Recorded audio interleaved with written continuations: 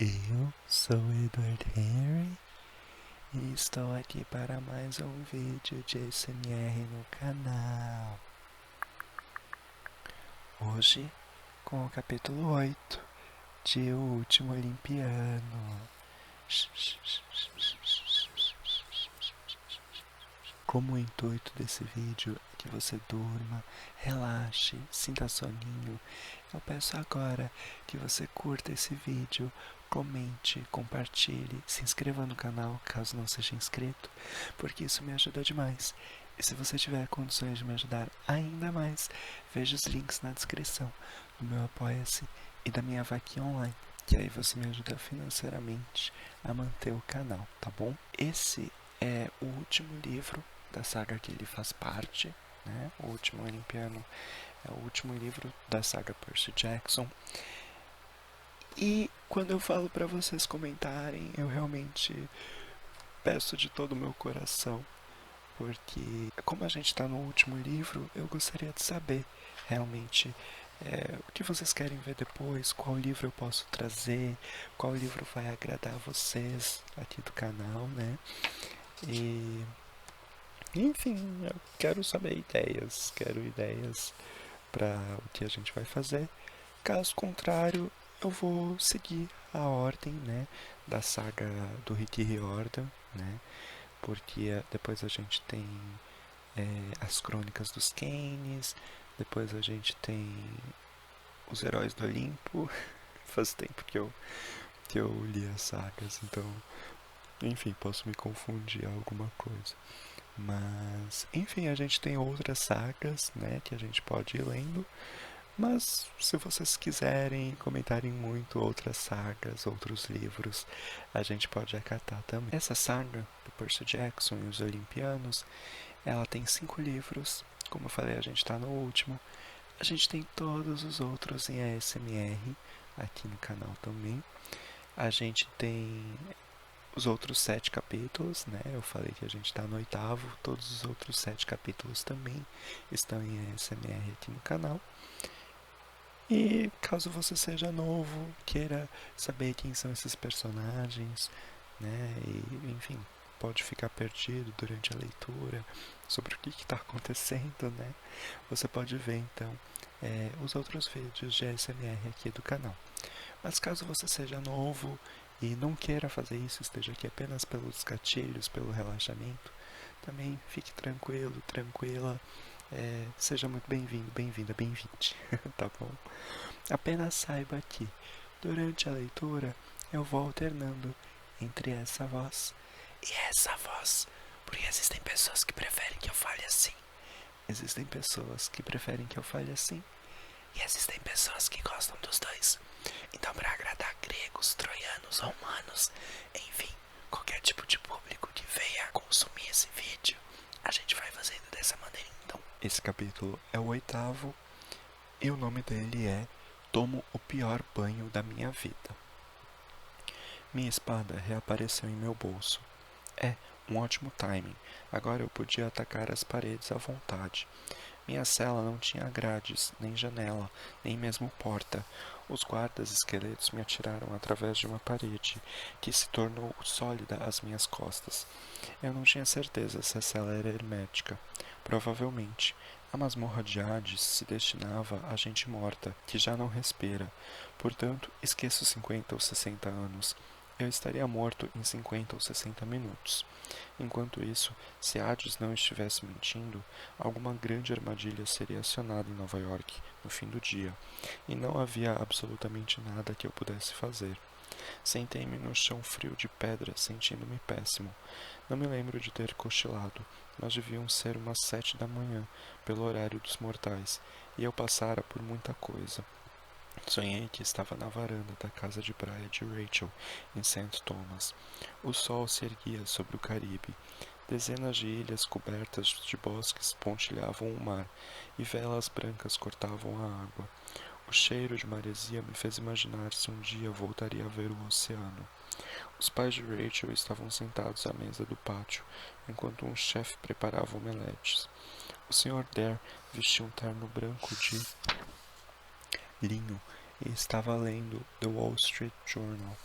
A mulher do outro lado da mesa provavelmente era a Sra. Dare, embora tudo que eu conseguisse ver dela fossem as unhas rosa pink e a capa da Condé Nast Traveler. Porque ela lia sobre férias quando já estava de férias, eu não sabia. Rachel estava de pé junto ao parapeito da varanda e suspirou. Usava bermuda e sua camiseta do Van Gogh. Rachel estava tentando me ensinar sobre arte, mas não fiquei muito impressionado. Eu só me lembrava do nome do sujeito porque ele havia cortado fora a própria orelha. Perguntei-me se ela estaria pensando em mim e no quanto era ruim o fato de eu não ter ido com eles. Sei que isso era o que eu estava pensando. Então, o cenário mudou. Eu estava em St. Louis, no centro da cidade, sob o arco. Já estivera ali antes. Na verdade, eu quase despencara dali para a morte. Sobre a cidade, uma tempestade se formava.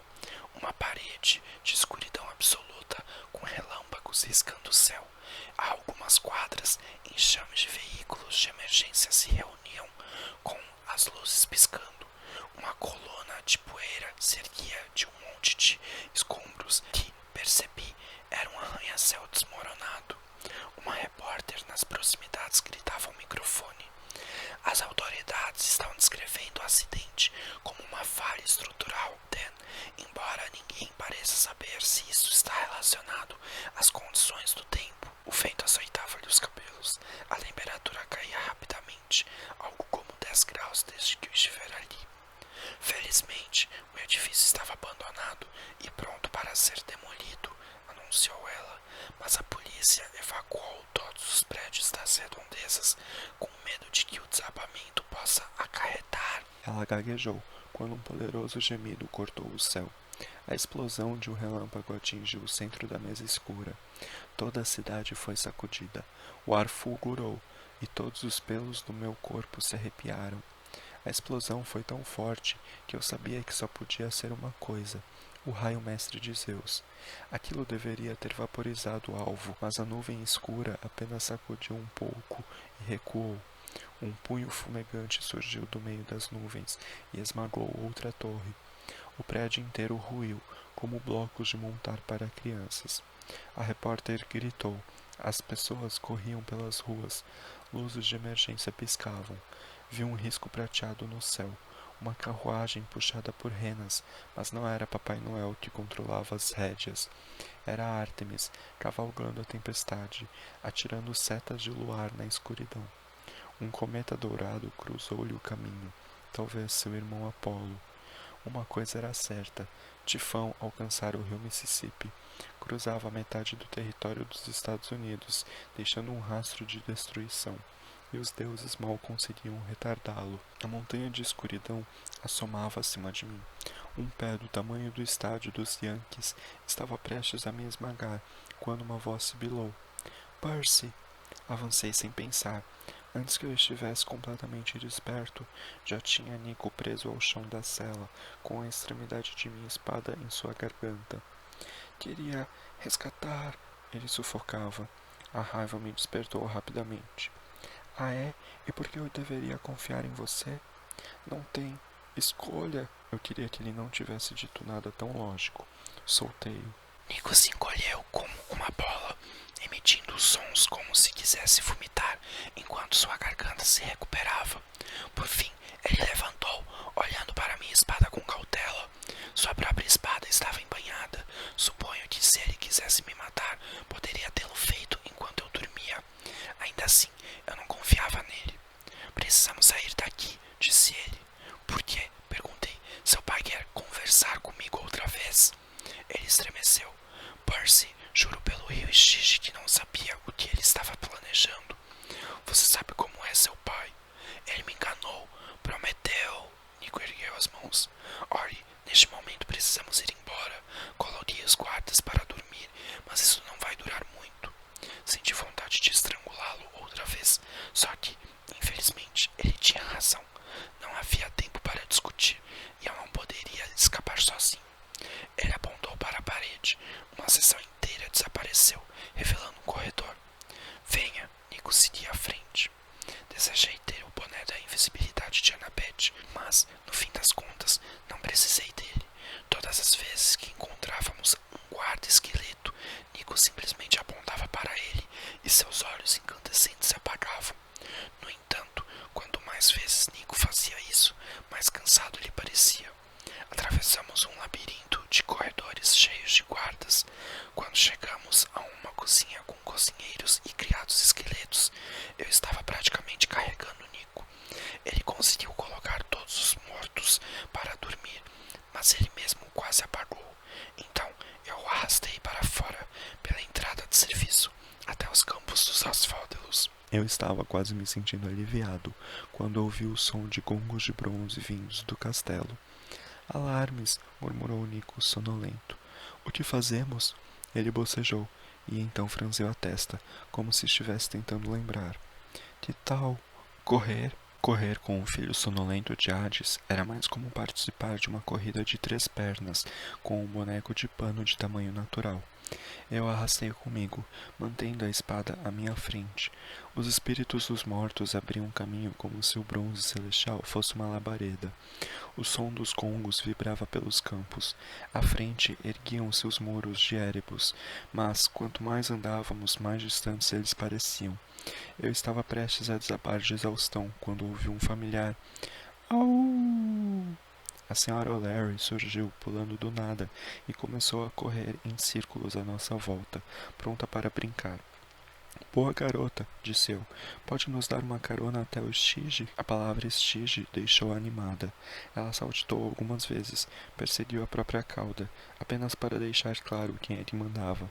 E então se acalmou o suficiente para que eu empurrasse Nico para suas costas. Subi nela também, e ela disparou na direção dos portões e saltou bem na direção da fila de morte fácil, lançando guardas estatelados no chão e fazendo mais alarmes dispararem. Cérbero latiu, mas parecia mais animado do que zangado, como se dissesse: "Posso brincar também?". Felizmente, ele não nos seguiu, e a senhora O'Leary continuou correndo. Não parou até estarmos bem distantes, rio acima, e os focos de Erebus terem desaparecido nas trevas. Nico deslizou das costas da senhora O'Leary e encolheu-se em um monte na areia negra. Peguei um pedaço de ambrosia, parte da comida de emergência dos deuses que eu sempre levava comigo. Estava um pouco amassado, mas Nico mastigou. "Ah", murmurou ele. "Melhor. Seus poderes o esgotam demais", observei. Ele fez que sim com a cabeça, sonolento. "Com grandes poderes vem uma grande necessidade de tirar um cochilo. Mais tarde você me acorda, ok?" "Ei, camarada zumbi", eu o segurei antes que ele pudesse apagar outra vez. "Estamos no rio. Você precisa me dizer o que fazer." Dei-lhe meu último pedaço de ambrosia, o que era um pouco perigoso. A substância pode curar semideuses, mas também pode nos queimar até virarmos cinzas se comermos demais. Felizmente, pareceu funcionar. Nico sacudiu a cabeça algumas vezes e se pôs de pé com dificuldade. "Meu pai logo virá", disse ele. "Precisamos nos apressar." A correnteza do estige criava redemoinhos com estranhos objetos, brinquedos quebrados, diplomas de faculdade rasgados, buquês murchos, todos os sonhos que as pessoas descartavam ao passar da vida para a morte. Olhando para as águas negras, eu era capaz de pensar em uns 3 milhões de outros lugares onde preferiria nadar. "Então, é só mergulhar." "Primeiro você precisa se preparar", disse Nico. "Do contrário, o rio o destruirá. Vai queimar seu corpo e sua alma." "Parece divertido", murmurei. "Isso não é uma piada", advertiu Nico. "Só existe uma forma de se manter ancorado à sua vida mortal. Você precisa..." Ele olhou além de mim, e seus olhos se arregalaram. Virei-me e me vi cara a cara com um guerreiro grego. Por um segundo, pensei que fosse Ares, porque aquele cara tinha exatamente a mesma aparência do deus da guerra. Era alto e musculoso, com um rosto cruel marcado por cicatrizes e cabelos negros cortados rente. Usava uma túnica branca, e armadura de bronze, e carregava um capacete de guerra emplumado embaixo do braço, mas seus olhos eram humanos, verdes, claros como um mar pouco profundo, e havia uma flecha sangrenta se projetando de sua panturrilha esquerda, pouco acima do tornozelo. Até mesmo eu, que não era muito bom com nomes gregos, conhecia o maior guerreiro de todos os tempos, que morrera por causa de um ferimento no calcanhar. Aquiles, falei. O fantasma sentiu. Avisei ao outro que não seguisse meus passos. Agora aviso a você, disse Aquiles. Luke? Você falou com Luke? Não faça isso, disse ele. Isso o tornará poderoso, mas também o tornará fraco. Sua habilidade em combate estará além das possibilidades de qualquer mortal, mas suas fraquezas, suas falhas também aumentarão.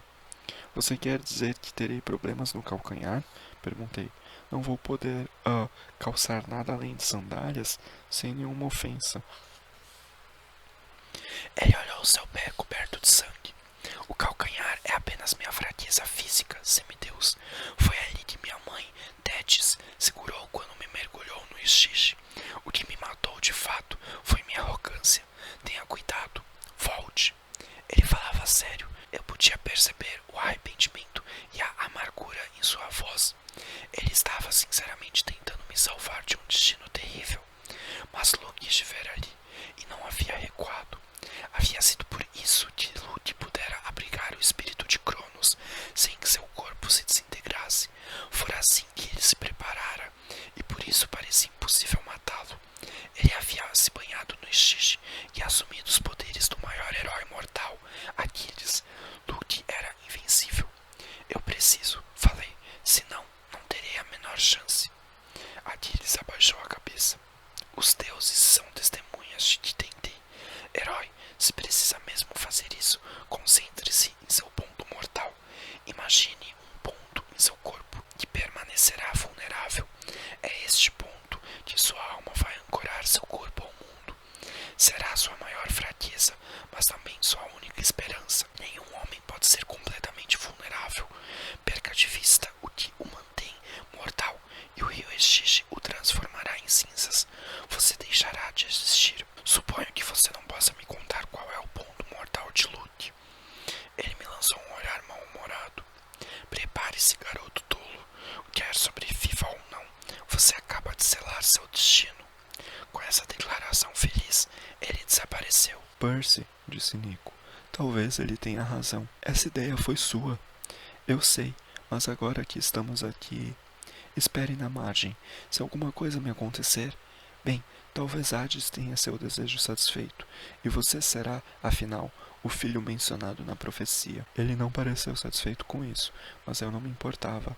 Antes que pudesse mudar de ideia, concentrei-me na base da minha coluna, um pequeno ponto oposto ao meu umbigo. Ele ficava bem protegido quando eu estava de armadura. Seria difícil atingi-lo por acidente, e poucos inimigos o alvejariam de propósito. Nenhum lugar seria perfeito, mas esse me pareceu bom, e bem mais digno do que a axila ou algum outro lugar. Imaginei um fio, uma corda elástica me ancorando com o mundo a partir desse ponto, e entrei no rio. Imagine saltar em um poço de ácido borbulhante. Agora multiplique essa dor por 50. Nem assim você estará perto de compreender a sensação de nadar no Styx. Eu planejei entrar lenta e corajosamente, como um herói de verdade. Mas assim que a água tocou minhas pernas, meus músculos transformaram-se em geleia e eu caí de cara na correnteza. Submergi por completo. Pela primeira vez na vida, eu não conseguia respirar debaixo d'água. Finalmente compreendi o pânico do afogamento. Cada nervo em meu corpo queimava. Eu estava me dissolvendo na água. Via rostos, Rachel, Grover, Tyson, minha mãe, mas eles desapareciam assim que surgiam. Percy, disse minha mãe, eu lhe dou minha bênção. Tenha cuidado, irmão, pediu Tyson. Enchiladas, exclamou Grover. Eu não sabia de onde vinha isso, mas não pareceu ajudar muito. Eu estava perdendo a luta. A dor era forte demais. Minhas mãos e meus pés se dissolviam na água. Minha alma estava sendo arrancada do corpo. Não conseguia me lembrar de quem eu era. A dor da foice de Cronos não era nada comparada a essa. Acorda, disse uma voz familiar. Lembre-se de sua corda salva-vidas, idiota.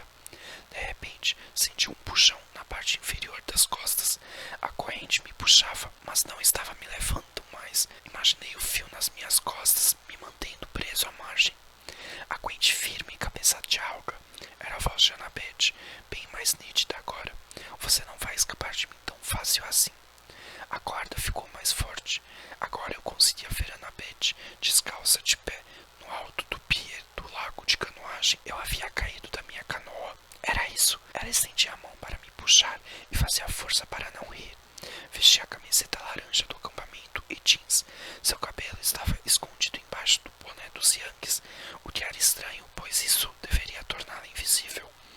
Às vezes você é tão idiota. Ela sorria. Vamos, segure minha mão. As lembranças me voltavam em enxurradas, mais vívidas e mais coloridas. Parei de me dissolver. Meu nome era Percy Jackson. Estendi o braço e segurei a mão de Annabeth. De repente, emergi das águas do rio e desabei na areia.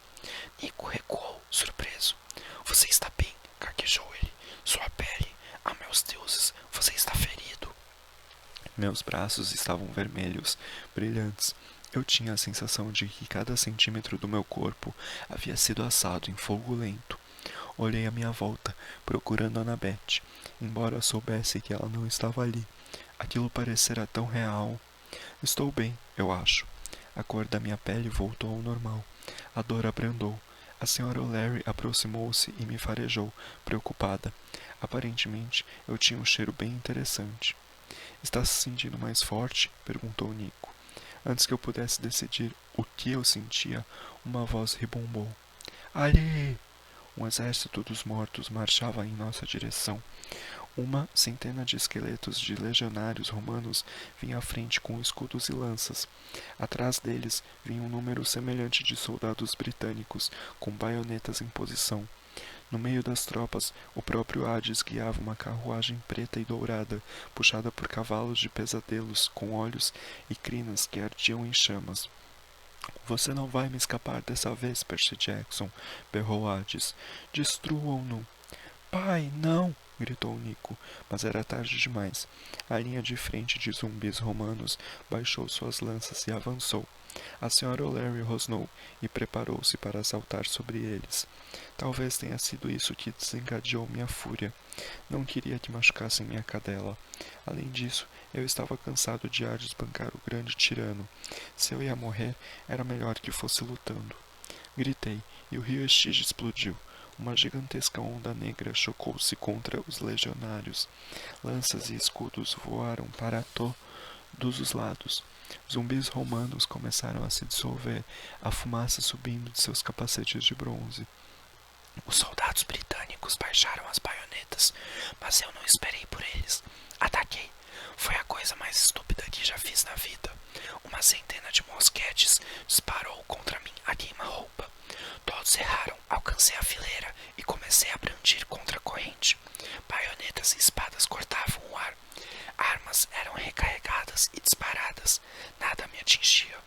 Eu girava através das fileiras, golpeando os soldados e transformando-os em pó, um atrás do outro. Minha mente estava no piloto automático. Fincar, esquivar, golpear, desviar, rolar. Contra a corrente já não era uma espada, era um arco de pura destruição. Abri caminho em meio à linha de inimigos e saltei para a carruagem negra. Hades ergueu seu cajado. Um raio de energia disparou em minha direção, mas eu o desviei com minha lâmina e me lancei sobre o deus.